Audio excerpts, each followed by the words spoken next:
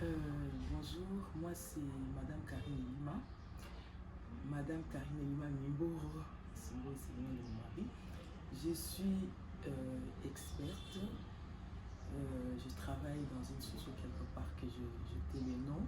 J'ai connu les rapproches. Je ne peux pas dire que j'ai connu les rapproches parce que c'est nous qui avions mis en place les rapproches. Je sais que j'étais encore étudiante, c'était en 2005. Nous étions membres de la commission SIDA du Conseil national de la jeunesse, dont dirigeait M. Bakenza, celui qui était président, et moi j'étais membre de cette commission. Et pendant que nous siégions au Conseil national de la jeunesse, nous avons reçu l'invitation pour aller participer à une commission pour la préparation d'un grand Forum national Jeunes et VIH-Sida, dont les réunions s'étaient tenues à l'ONU-Sida. Et nous sommes partis, on a commencé à siéger. Là-dedans, nous avons trouvé les leaders des jeunes. Je peux citer les noms. On a trouvé Issa, nous avons trouvé Princesse Etane, nous avons trouvé Régine Bolé, nous avons trouvé Trésor Kassia de mémoire. Donc il y a eu un groupe de jeunes, nous étions au nombre de 25. Il fallait siéger pour réfléchir parce que le président de la République, à l'époque, il avait pris des engagements dans une session extraordinaire des Nations Unies pour essayer de voir comment résoudre des questions liées au VIH-Sida dans notre pays. Alors, d'après les analyses, le VIH-Sida avait un visage jeune, de la jeune fille. Donc, il fallait mettre en place un dialogue entre les jeunes pour essayer de voir comment ressortir des résolutions qui pourront aider les jeunes à lutter contre cette pandémie. Alors nous avons participé au forum. Dans le forum, moi j'ai été votée par mes pairs comme délégué des jeunes parce qu'il fallait choisir des représentants des jeunes. Nous étions deux, il y avait un homme, Eric Ngabala, et moi, Karine Lima, comme délégué des jeunes. Donc, autour de ces réunions, il fallait aussi faire des réunions stratégiques avec les systèmes des Nations Unies, avec les autorités. Donc, d'où il fallait des jeunes pour représenter les forums de jeunes. C'est à part de réunions au PNMLS, des réunions à l'ONU-Sida, des réunions à l'UNICEF. Et voilà, à l'issue de ces réunions, il fallait organiser ces forums parce que les réunions, c'était en marge de l'organisation de ces forums. Nous avons organisé ces forums, on a recruté un consultant, M. Ibrahima Diallo. Lui, c'était comme notre coach. C'est lui qui nous a aidés à formuler des grandes questions et de donner des réponses et des orientations. Il fallait que les jeunes, à l'issue de ces forums, prennent des engagements. Et parmi ces engagements, il fallait créer un réseau de jeunes. C'était le 24 décembre que nous nous sommes réunis dans la salle du Fonds des Nations Unies pour la population et nous avons participé à la mise en place du réseau congolais des jeunes rapprochés par SIDA. Nous avons mis en place le réseau et je t'assure que ce n'était pas facile parce qu'il y avait des tendances. Vous savez, dans le milieu des jeunes, il y a toujours cette lutte de leadership. Alors cette lutte de leadership était tellement forte parce que la sélection, je peux dire que le casting était très bien fait. On était en face de jeunes qui étaient très intelligents et des jeunes qui savaient où ils voulaient partir. Alors dans la salle, il s'est formé des tendances. Il y avait une tendance qui était conduite par Issa Lokouche, une tendance qui était dirigée par Baker. Et là, les partenaires, il y avait le ministère de la Jeunesse, derrière moi, Papa Bobunda, il avait Bertha Bolengue, il est décédé, c'est lui qui conduisait pour les comptes du gouvernement. Mais de l'autre côté, il y avait aussi des partenaires, UNICEF, UNFP et Banque mondiale, il y avait plusieurs partenaires. Alors, il y avait tellement cette tendance-là, et ils ont compris que si nous passons aux élections, ils vont perdre certaines têtes. Alors, ils nous ont convaincus de faire une sorte de coalition, d'alliance. Et avons fait cette concertation. À l'issue de cette concertation, nous avons sorti un gouvernement, une coordination. Et cette coordination, on a réparti les postes. Il y avait, je pense qu'il y avait 9 postes, je pense qu'il y avait 7 ou 9 postes. Et là, Issa était coordonnateur, Faïda coordonnatrice adjointe, et Baker était chargé de planification, et moi, je détenais les finances. Parce qu'il y avait la logistique, Trésor Cassia, lui, il était chargé de formation. C'est à partir de là que nous avons mis en place ces réseaux de jeunes. Et l'idée, c'était d'aller installer les réseaux dans toutes les provinces. Il fallait mettre en place les réseaux de jeunes dans toutes les provinces de la RDC.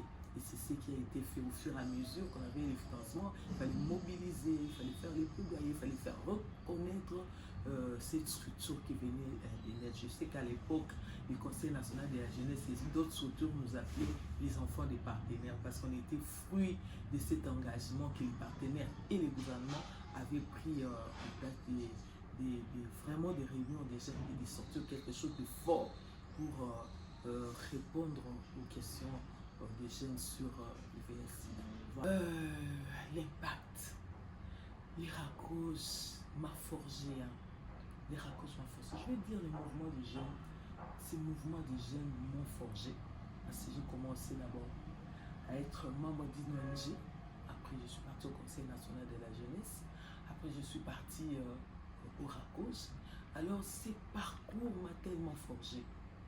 Moi, quand j'étais à l'université, j'ai caressé l'idée de faire la politique.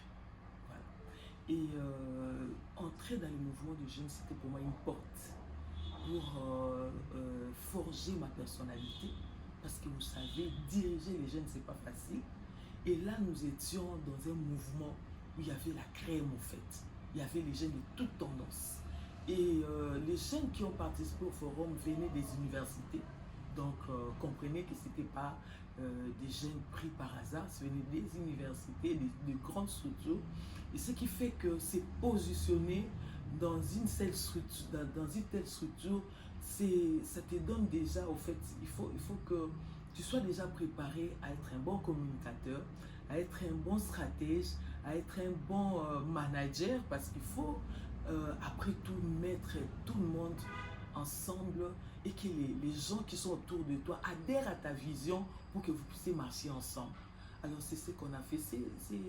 Ces parcours m'ont forgé. Ça m'a appris à m'exprimer. J'ai appris à bien m'exprimer. J'ai appris à tenir un plaidoyer. Parce qu'en tant que délégué des jeunes, nous devrions faire monter la voix des jeunes.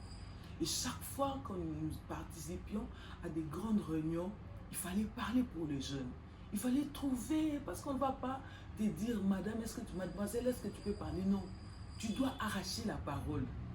Au fait, c'était une première, les RACOS, c'était une première où on invite les jeunes autour d'une table et que les jeunes s'expriment. Et là, nous avons eu l'opportunité de prendre toutes les questions qui étaient au fait non résolues sur les jeunes, parce que nous, on se disait, les RACOS, les VIH n'est qu'une porte d'entrée qui nous permet de résoudre de manière holistique toutes les questions des jeunes. Et là, sur la table, il y avait la question d'emploi, il y avait la question, beaucoup de questions qui étaient sur la table, la question de la paix, la question d'emploi, la question des leadership, il y avait toutes ces questions. Alors, nous devrions commencer à toquer la porte auprès de tous les partenaires. Donc, le fait d'entrer en contact avec ces partenaires m'a donné beaucoup d'opportunités. Et pour preuve, quand j'ai terminé mes études, à un mois de la clôture, à un mois de la collation, j'étais appelé par les représentants de l'ONU-SIDA lui-même. Il m'a appelé au téléphone parce qu'il m'avait découvert au cours d'une activité. Il m'a appelé au téléphone, il m'a dit, Karim, viens faire les stages chez moi. Et je suis parti, j'ai passé presque 6 mois à l'ONU-SIDA.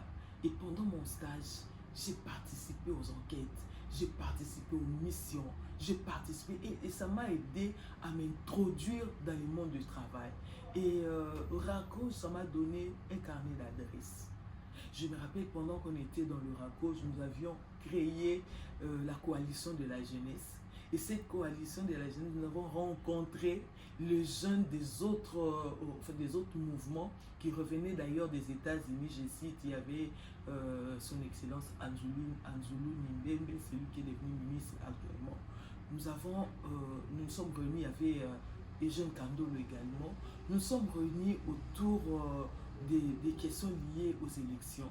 Et là, ça a encore formé ma personnalité, forgé ma personnalité. Au cours de notre marche, nous avons participé aussi à la création d'une structure qu'on appelait Emploi des jeunes. Et cette structure a eu beaucoup d'impact pendant ces temps-là. Et voilà, jusqu'à ce que j'ai intégré la structure où je travaillais pendant 12 ans. Je travaillais comme directrice administrative et financière. Et quand je suis entrée dans cette structure, la structure avait un financement, je pense, autour de 350 000 $. Mais quand j'ai parté, la structure était tellement devenue très forte qu'elle gère, je pense, autour de 4 à 5 millions de $ par an. Donc, je pense que le RACOJ nous a forgés. Nous avons appris comment parler aux partenaires.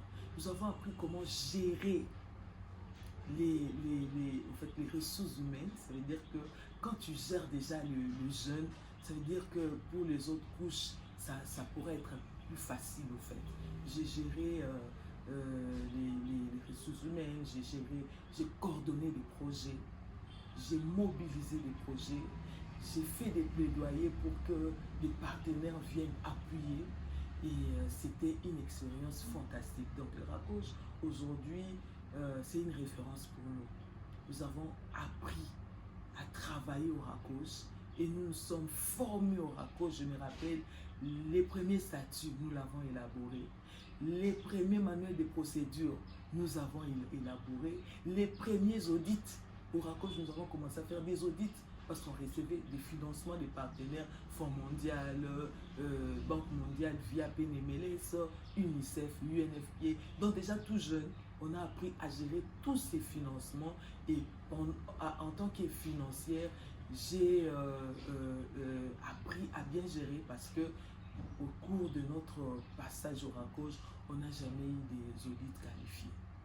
Voilà, donc le RACOJ nous a aidé à gérer et ça a rempli notre carnet d'adresses, ça nous a forgé, ça nous a tissé pour une vision un peu plus très haut. Et voilà.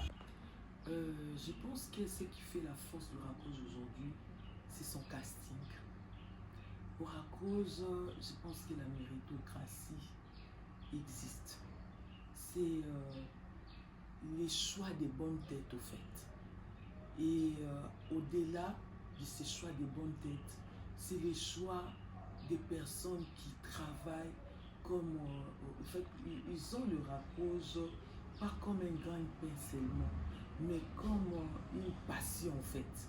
La passion, c'est feu qui est allumé dans les fins fonds des animateurs de RACOJ. Aujourd'hui, le RACOJ est vu comme un enfant, comme un patrimoine, comme un trésor que tout le monde essaye de sécuriser.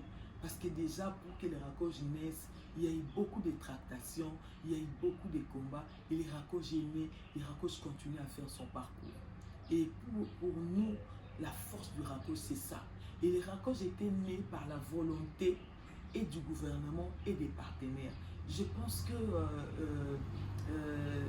cette mutualisation d'efforts fait que chacun veut voir cette structure aller de l'avant parce que c'était l'engagement et des jeunes et du gouvernement et des partenaires. Je pense que c'est ça qui fait la force du RACOJ, les castings, j'ai dit, et puis cette passion, ce fait qui brille au sein de jeunes pour voir leur patrimoine, leur trésor aller de l'avant. Je pense que quand on mettait en place les RACOJ, on s'est dit les RACOJ doivent être la plus grande structure de la République.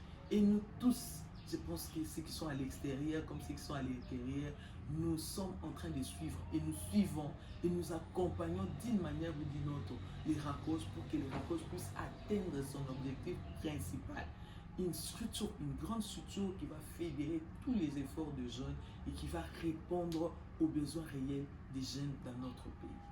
Alors, par rapport à la projection pour les 20 prochaines années, nous voulons un RACOS encore plus fort, un RACOS qui s'évalue aujourd'hui.